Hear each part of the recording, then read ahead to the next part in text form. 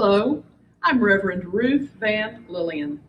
Welcome to the Unitarian Universalist Fellowship of the Emerald Coast.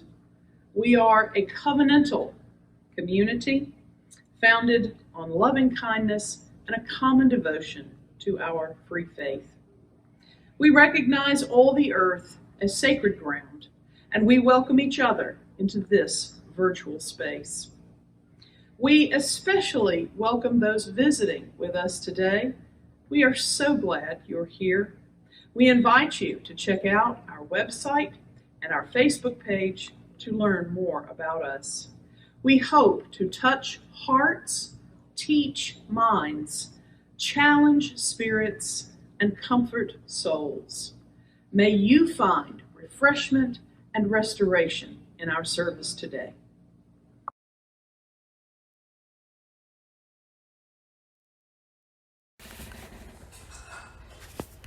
This is by Lindsay Bates. To face the world's coldness, a chalice of warmth.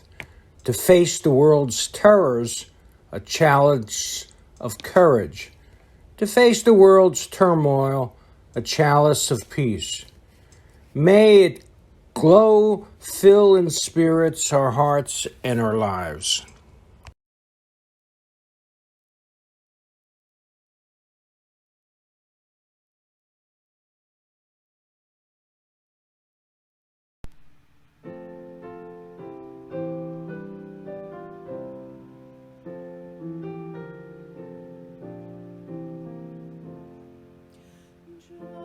Just as long as I have breath, I must answer yes to life. Though with pain I made my way, still with hope I meet each day. If they ask what I can hear, tell them I said yes to life. Just as long as vision lasts, I must answer yes to truth. In my dream and in my dark, always that elusive spark.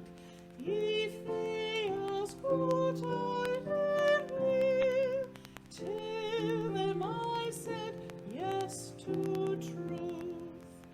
Just as long as my heart beats, I must answer yes to love. Disappointment pierced me through, still I kept on loving you. If they ask what I did best, tell them I said yes to love.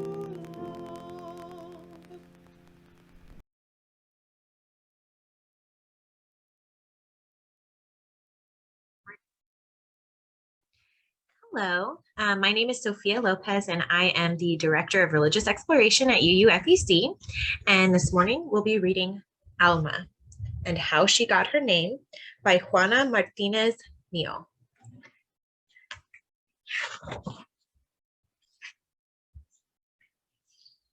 Alma Sofia Esperanza Jose Pura Candela had a long name. Too long, if you asked her. My name is so long, Daddy, it never fits, Alma said. Come here, he said. Let me tell you the story of your name. Then you decide if it fits.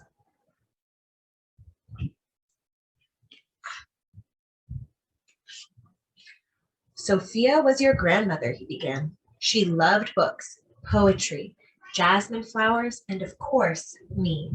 She was the one who taught me how to read.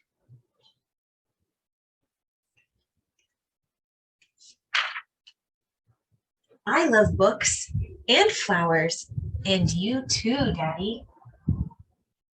I am Sophia.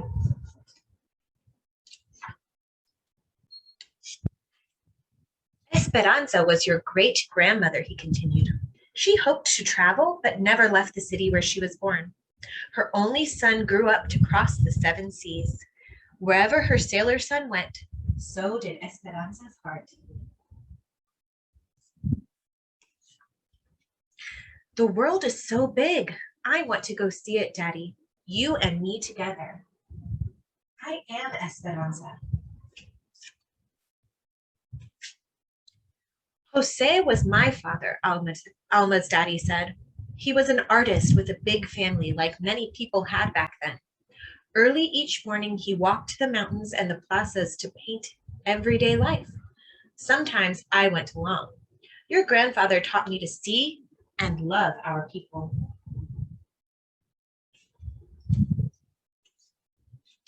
I wake up early every day and I draw a lot too. This morning, I drew a kitty cat for you, Daddy. I am Jose.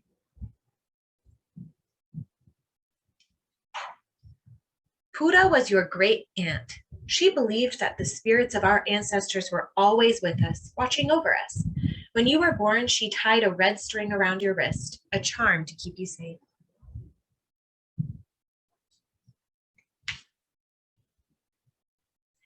Hello, Pura. It's me, Alma. Candela was your other grandmother. She always stood for what was right.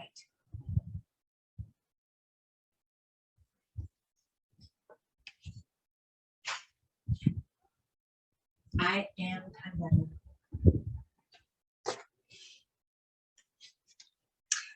I love the story of my name. Now tell me about Alma, Daddy. Where does that come from? I picked the name Alma just for you. You are the first and the only Alma. You will make your own story.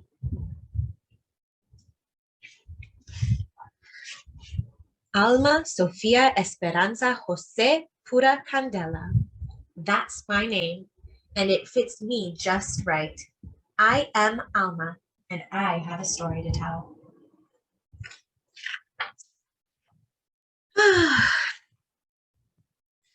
It's such a sweet book. And I think it just reminds us that though we carry a lot with us, the memories and hopes and dreams of our family and our ancestors, we also get to write our own story. I hope you have a great day. Thank you. Bye-bye. Let us spend a few moments in silence as we consider our friends and our members and their joys and concerns, and then I'll close us with a few words.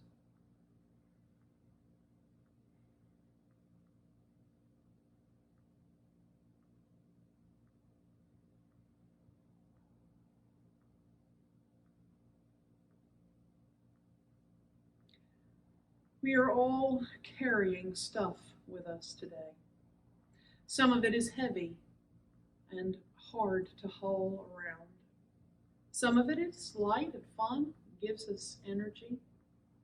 Whatever you bring with you this morning, I invite you to set it down for a bit and just be your plain self for a little while. Look deep down inside and remember your best, truest self. You have more strength and ability than you realize. You are a precious soul, a member of the family of the earth, and a valued part of this community. May we all remember that we are each of us endowed with creational worth and dignity, that we have much to offer, that we are deserving of love and care, and that we are not all yet what we shall become. Amen. Shalom. Blessed be. Breathe in, breathe out, breathe in, breathe out. Okay, I confess, I am sick and tired of this pandemic. I am sick and tired of being sick and tired. I have absolutely had it with the whole thing. I don't know about you, but lately I've been thinking something like, I didn't sign up for this. This wasn't in the life manual. The world is handing me stuff up with which I no longer want to put. Frankly, well, it just stinks. I used to like grocery shopping. I'd meander around, take my time, look at every vegetable and fruit, see what was on sale, imagine recipes for different things. I would check out new items on the end caps and go hunt for preferred brands of certain items to see if they were fortuitously discounted. I'd try samples and chat with the store employees. I'd walk up each aisle and think about a mental picture: fridge, counter, pantry. Oh, what was it that we needed? It was a pleasant, satisfying, glorious experience. And then came the pandemic, and grocery shopping became a stressful struggle to be endured, a necessary risk I had to take for home and hearth, something to manage and get through as quickly as possible. For over a year, the grocery store was somewhere I did not want to be. And as spring turned into summer, the CDC told us that if we were vaccinated, we could relax. For a few brief, wonderful weeks, I took my mask off, and it seemed almost like the way things used to be. Finally, I could breathe in and breathe out. But now, I have to put my mask back on, which makes my face sweat and itch, my glasses fog up, and then they fall off. I worry about everything I touch, and instead of slight smiles to strangers I pass, I have to nod so I seem friendly and polite. I can't keep track of what I need to buy because I'm so busy worrying about getting too close to people and about many folk who are still not vaccinated and not masking, as the Delta variant makes the COVID rate climb daily. I want to do the right thing and keep risk to a minimum. I don't mind the inconvenience of the mask and the distancing. Well, not really. Because this virus and the new variants are sneaky, unpredictable, deadly four-letter word microbes, and I don't want to inhale them and get sick, and I don't want anyone else to either, such as the immunocompromised and the younger children, and especially not because I got impatient and tired of it all, and so many people have given up. They've given up on masking, despite how Florida is setting records for infections. I am not a spoiled, rotten, whiny baby. I'm not. Well, okay, I guess there is inside of me a little of the whiny baby. Sorry, time for a deep breath. Everyone with me now. Breathe in. Breathe out. Breathe in. Breathe out.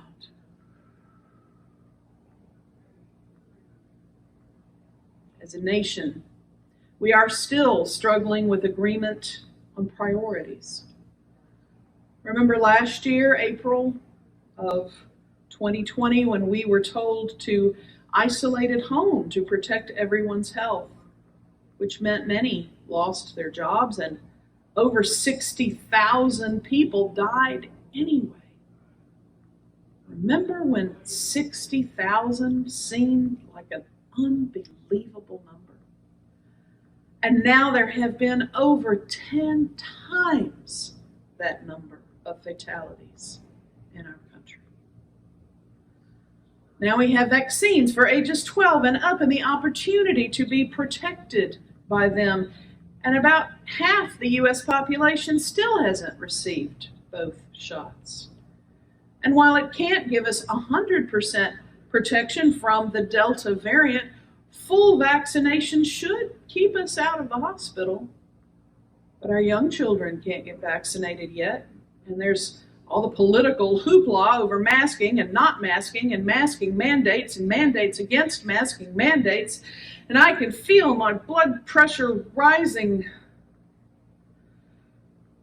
Breathe in, breathe out.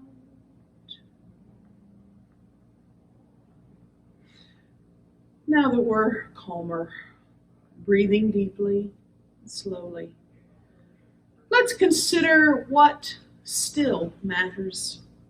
Now, I understand that a lot of what used to seem like little stuff still matters a great deal.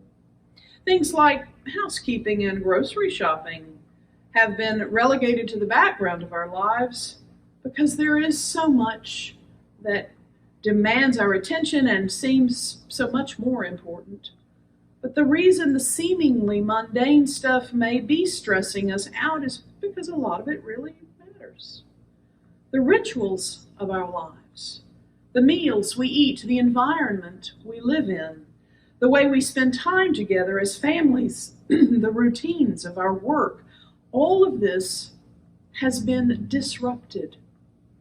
And even as we tried to disrupt the disruption and resume some pre-pandemic kind of life, things went from getting better to getting worse.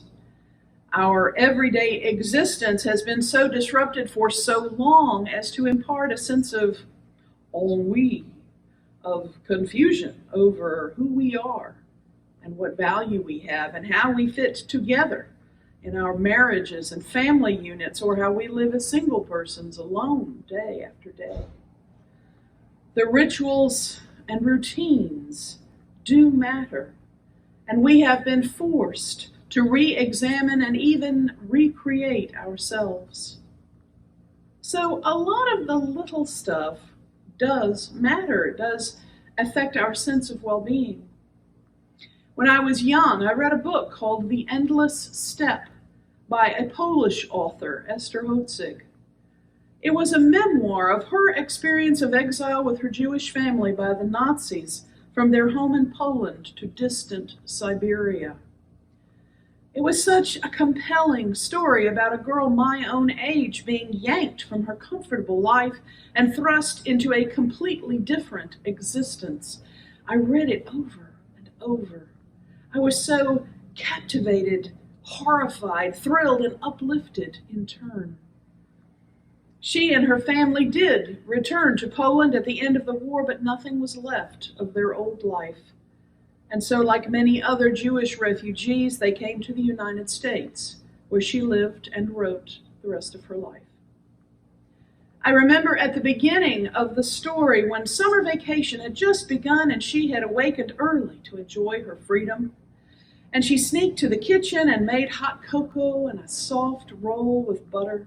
This was her breakfast every day of her life as long as she could remember, and an alteration to the menu would have been regarded as a plot to poison her.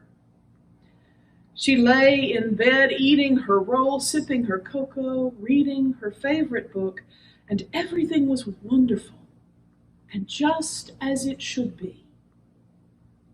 And then there was a loud banging on the front door of the house. And in an instant, everything changed. When I breathe in, I breathe in peace. When I breathe out, I breathe out love.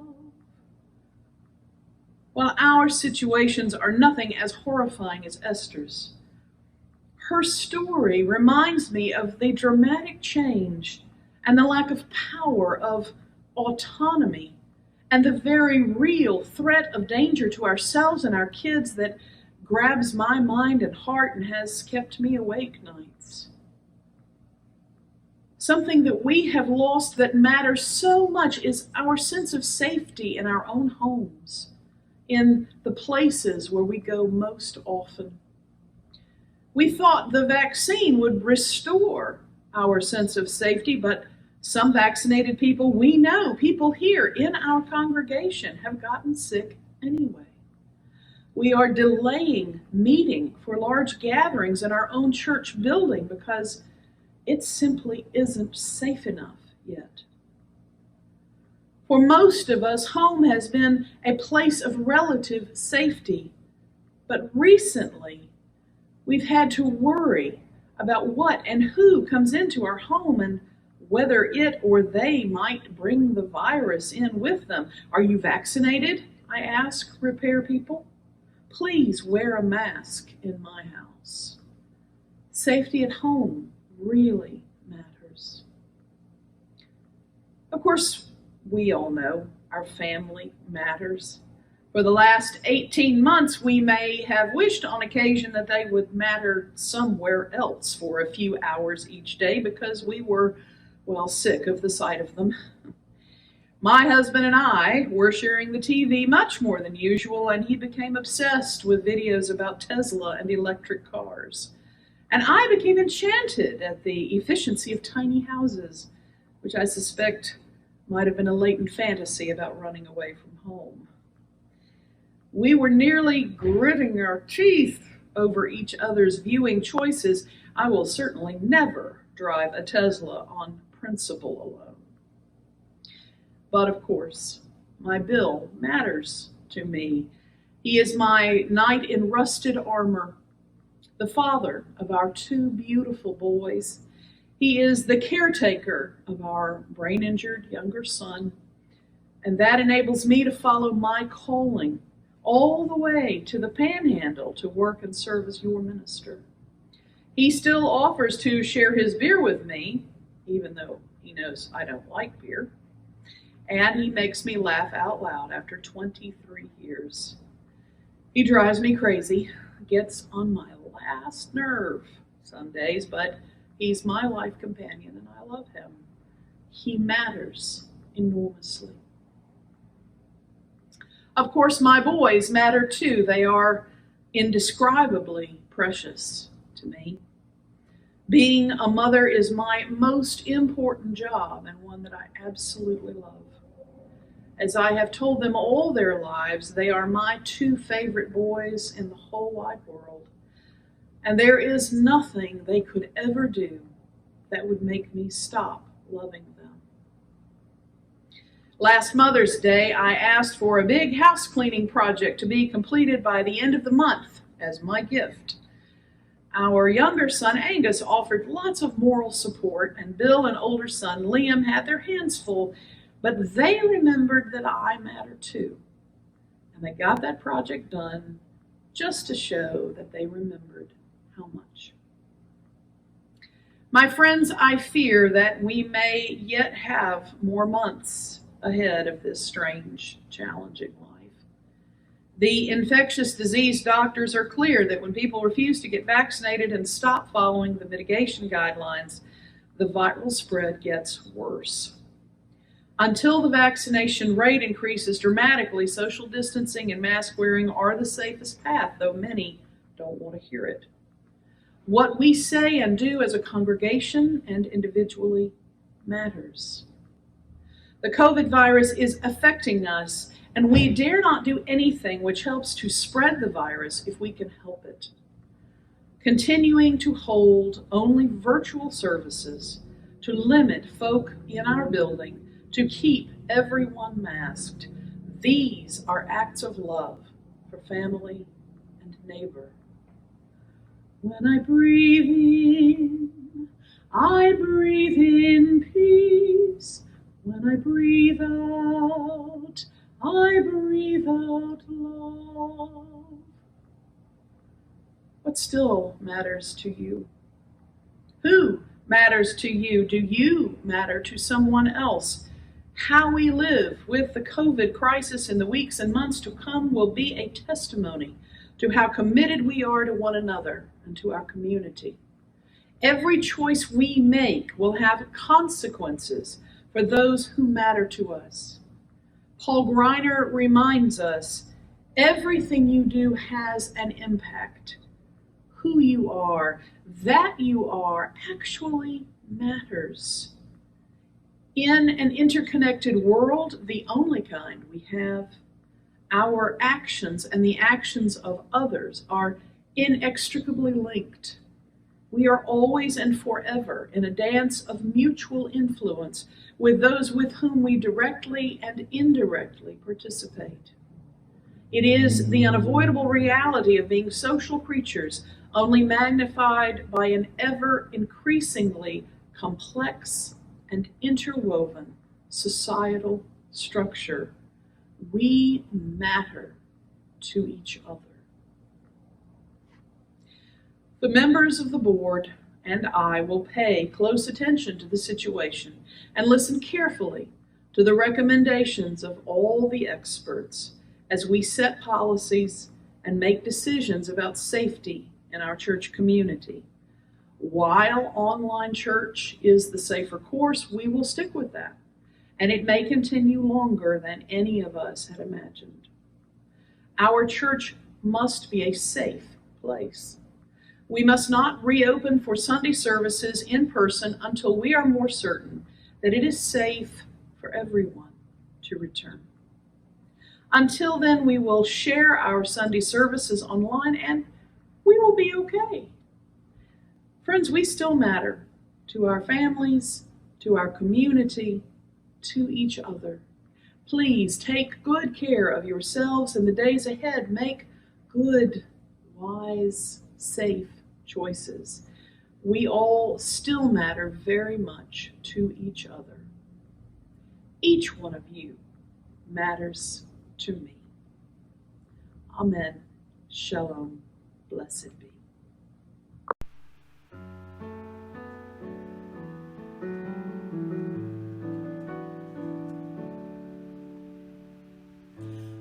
We give thanks for this precious day,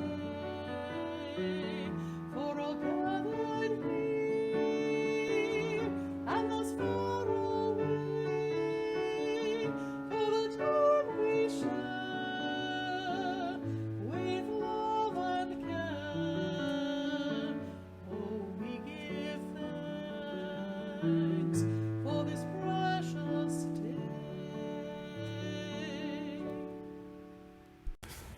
This was written by Marjorie and Leeming.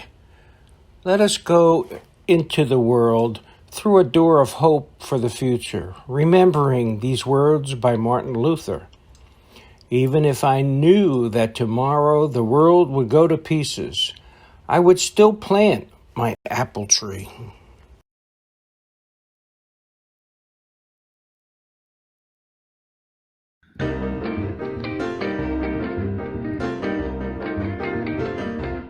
We are building a new way.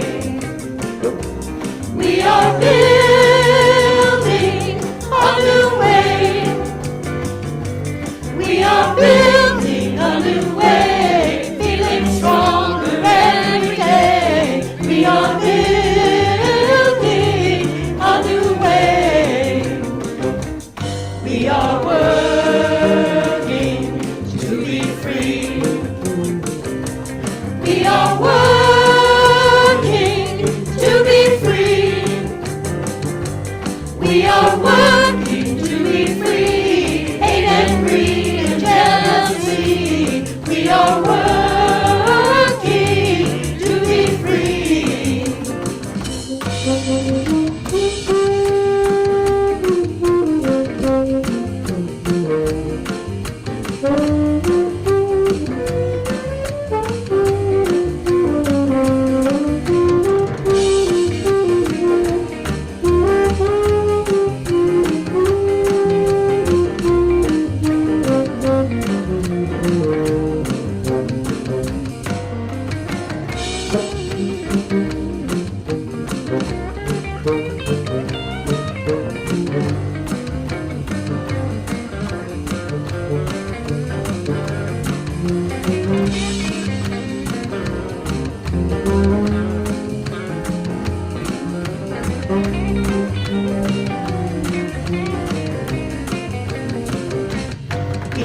feed on every need.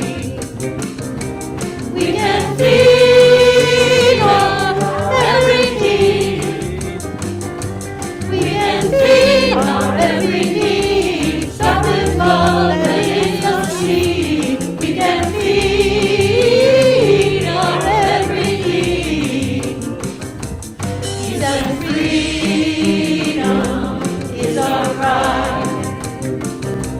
Peace and freedom is our cry.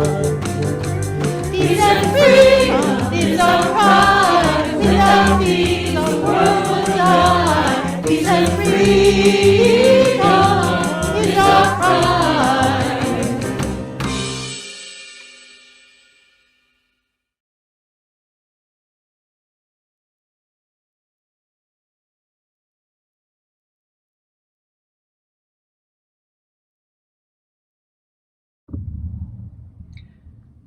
Siblings and kindred, there are many things in our lives that do not matter that much, and there are some things that matter enormously.